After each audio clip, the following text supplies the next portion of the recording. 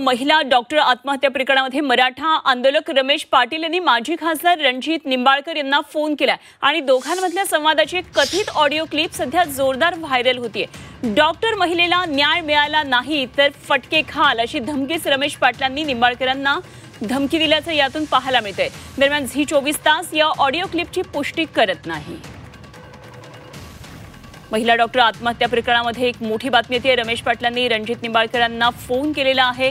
महिला डॉक्टर आत्महत्या प्रकरणामध्ये आता एक वेगळं वळण येते। मराठा आंदोलक रमेश पाटील आणि त्यांनी माजी खासदार रणजित निंबाळकर यांना फोन केलाय आणि दोघांमधल्या संवादाची कथित ऑडिओ क्लिप सध्या जोरदार व्हायरल झाली आहे। डॉक्टर महिलेला न्याय मिळाला नाही तर फटके खाल अशी धमकीच रमेश पाटील यांनी निंबाळकरांना दिलेली यामधून पाहायला मिळते। दरम्यान झी 24 तास या ऑडिओ क्लिपची पुष्टी करत नाही। रमेश पाटलांनी निंबाळकरांना काय नेमकी धमकी दिली आहे तेही आपण पाहणार आहोत। त्याआधी पाहूया काही प्रतिक्रिया।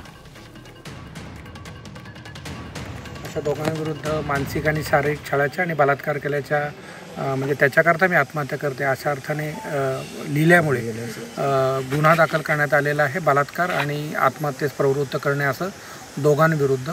एक आमचे PSI त्यातले आहेत फलटण ग्रामीण पोलीस स्टेशनचे। हा गुन्हा दाखल झाला फलटण शहरमध्ये, कारण त्यांनी ज्या हॉटेलमध्ये आत्महत्या केली ते हॉटेल फलटण शहरमध्ये आहे आणि या दोघांविरुद्ध गुन्हा दाखल झाला आहे। आरोपींना पकडण्याकरता टीम रवाना करण्यात आलेली आहे। मीनवाईल PSI जे आहेत त्यांच्याविरुद्ध गुन्हा दाखल झाल्यामुळे पेंडिंग इन्क्वायरी त्यांना लगेच तात्काळ सस्पेंड करण्यात आलेला आहे।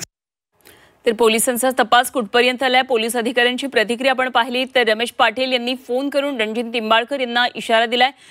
या ऑडिओ क्लिपची झी 24 तास पुष्टी करत नाही। आपण ऐकूया काय नेमकं या ऑडिओ क्लिप मध्ये। हॅलो हॅलो हां हॅलो निंबाळकर साहेब बोलतो सर, नमस्कार। हो नमस्ते, मी 1 मिनिटात कॉल करू? नाही ऐका, एक मिनिट फक्त, एकच मिनिट। हॅलो म्हणजे ते न्यायाधीश साहेब तुमच्या ऑफिस मधून फोन होते। काय म्हणतात? तुमच्या ऑफिस मध्ये तुमच्या ऑफिस फोन होते त्या ताईला PSI ला। हॅलो नाही ह्या विषयात नव्हते, पण त्याला न्याय मिळणार 100%। न्याय नाही मिळाला साहेब तुम्ही फटके खाणार। काय म्हणताय? न्याय नाही मिळाला तुम्ही फटके खाणार।